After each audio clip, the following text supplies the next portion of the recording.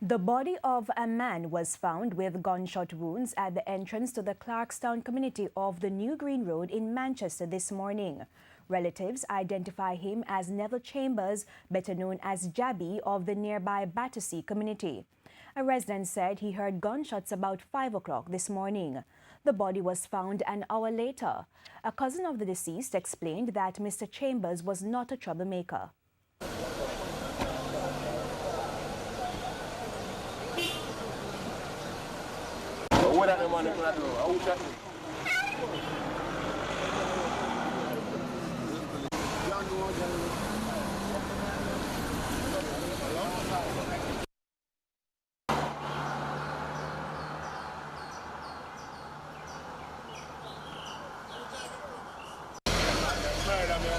Is your uncle? Every morning he always went to run. So we think I'm only saying it's a car lick him.